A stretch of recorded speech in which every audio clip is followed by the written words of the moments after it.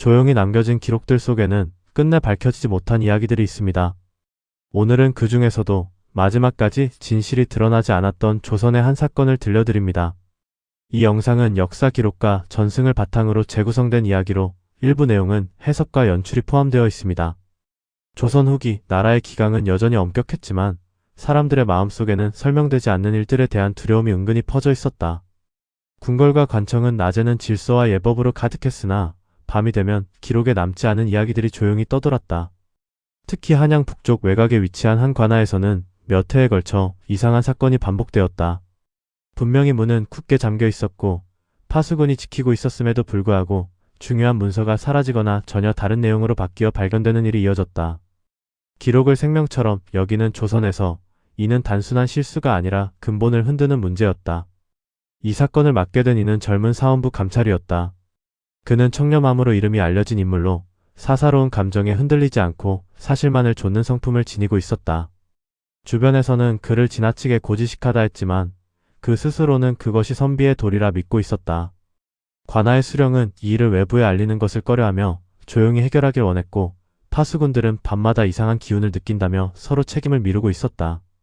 감찰은 우선 사라진 문서들을 하나하나 확인하기 시작했다.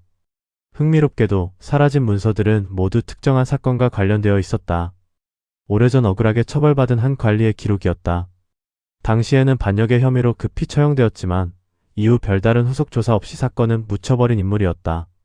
감찰은 그 이름을 처음 접했을 때 이유 모를 찜찜함을 느꼈다. 그는 직접 밤샘 조사를 결심했다. 파수꾼들을 물리고 홀로 등잔불 하나만 켜둔 채 관아에 머물렀다.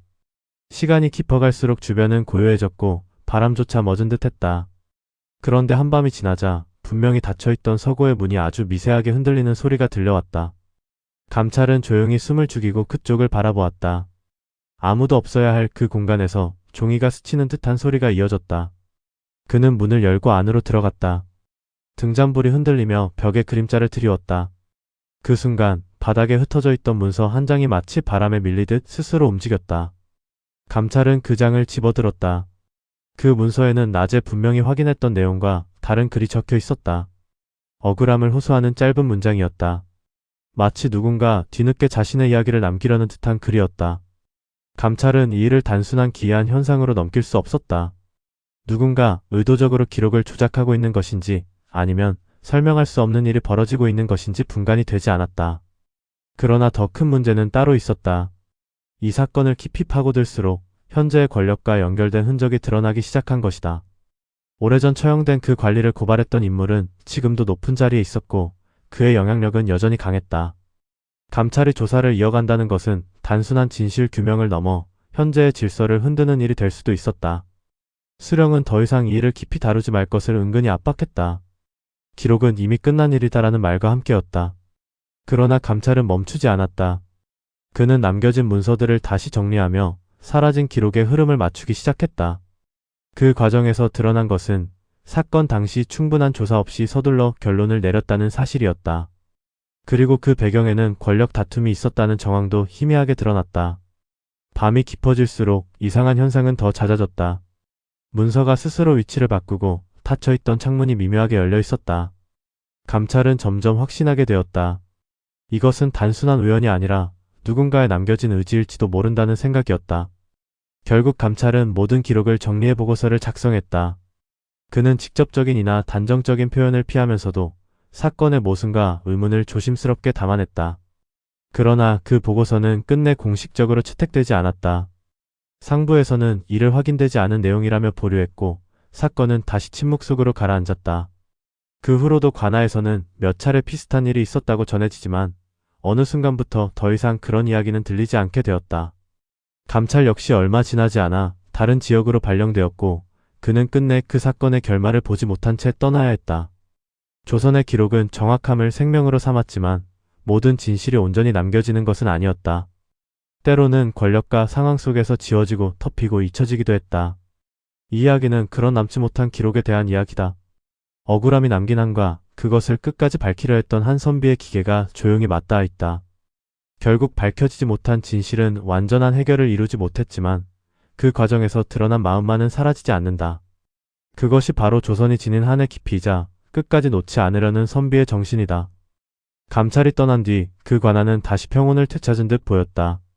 문서들은 더 이상 사라지지 않았고 밤마다 들리던 기묘한 소문도 점차 자취를 감추었다. 사람들은 시간이 흐르면 모든 것이 제자리를 찾는다고 믿었다. 그러나 그 고요함은 어딘가 억지로 덮어둔 듯한 침묵에 가까웠다. 몇 해가 흐른 뒤 그곳에 새로운 수령이 부임했다. 그는 이전과 달리 외부의 시선이나 체면보다는 실리를 중시하는 인물이었다. 부임 초기부터 관아의 오래된 기록들을 정리하던 그는 우연히 봉인된 서류 더미 하나를 발견하게 된다. 봉인에는 이미 바른 글씨로 열람 금지라 적혀 있었지만 그 이유에 대한 설명은 어디에도 남아있지 않았다. 새로운 수령은 현실적인 판단을 중시하면서도 이상하다고 느낀 일은 그냥 넘기지 않는 성격이었다. 그는 기록을 통해 과거를 읽고 그 속에서 현재를 다스리는 법을 찾는 인물이었다. 그리고 그의 곁에는 조용히 기록을 정리하던 한 노설이가 있었다. 이 노설이는 이전 사건이 있었던 시기에도 관아에 있었던 유일한 사람이었다. 수령은 그에게 조심스럽게 물었다. 이 봉인된 기록에 대해 아는 것이 있느냐고. 노설이는 한참을 망설이다가 짧게 답했다. 기록은 남아있지만 끝나지 않은 이야기입니다. 그 말은 단순한 회피처럼 들렸지만 그 안에는 분명 어떤 무게가 담겨 있었다. 수령은 결국 봉인을 풀기로 결심했다. 봉인을 여는 순간 오래된 종이에서 특유의 냄새가 은은하게 퍼졌다. 그 안에는 오래전 감찰이 작성했던 보고서의 초본과 정리되지 않은 문서들이 뒤섞여 있었다. 일부는 훼손되어 있었고 일부는 누군가 의도적으로 빼낸 듯 공백으로 남아 있었다. 그는 그 문서들을 하나씩 펼쳐보며 흐름을 맞추기 시작했다. 그러던 중 눈에 띄는 기록 하나를 발견했다. 기존에는 없던 문장이 희미하게 덧붙여져 있었다. 글씨는 일정하지 않았고 마치 급하게 적힌 듯 삐뚤어져 있었다. 내용은 짧았다. 진실은 아직 남아있다. 수령은 그 문장을 보는 순간 단순한 기록 이상의 느낌을 받았다. 마치 누군가가 시간의 틈을 피집고 메시지를 남긴 듯한 기묘한 감각이었다. 그는 즉시 노설이를 다시 불렀다. 그러나 노설이는 그 문장을 보고도 놀라지 않았다. 오히려 이미 알고 있다는 듯 고개를 숙였다. 노설이는 조심스럽게 입을 열었다. 오래전 사건 이후 몇몇 사람들은 이 일을 더 깊이 파헤치려 했지만 모두 중간에 멈출 수밖에 없었다고 했다. 이유는 단순했다. 진실에 가까워질수록 감당해야 할 것이 커졌기 때문이다. 그는 낮은 목소리로 덧붙였다. 그분은 억울하게 떠났지만 아무도 그 억울함을 끝까지 책임지지 않았습니다. 그 말은 단순한 회상이 아니라 아직도 끝나지 않은 무언가를 암시하는 듯했다. 수령은 고민에 빠졌다. 이 일을 다시 꺼내는 것은 이미 지나간 시간을 뒤흔드는 일이었다. 그러나 동시에 그대로 두는 것은 기록을 다루는 자로서의 책임을 외면하는 일이기도 했다. 그날 밤 수령은 혼자 서고에 남았다.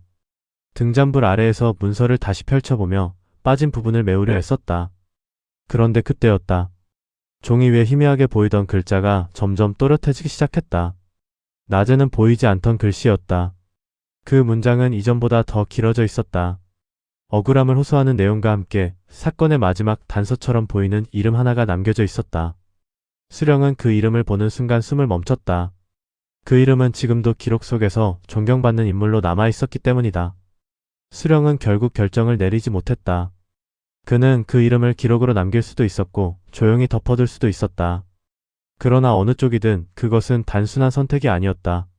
며칠 뒤 그는 봉인된 기록을 다시 정리해 원래 있던 자리로 되돌려 놓았다. 그리고 그 위에 새로운 봉인을 더했다. 이전보다 더 단단하고 더 분명한 이유 없이. 그 이후로 관아에서는 더 이상 이상한 일은 일어나지 않았다. 밤은 다시 고요해졌고 문서들은 제자리에 머물렀다. 그러나 그 고요함은 이제 단순한 평온이 아니었다. 누군가의 이야기가 여전히 그 안에 남아있다는 것을 알고 있는 사람들만이 느낄 수 있는 묵직한 침묵이었다. 조선은 기록의 나라였지만 모든 기록이 진실을 온전히 담고 있는 것은 아니었다.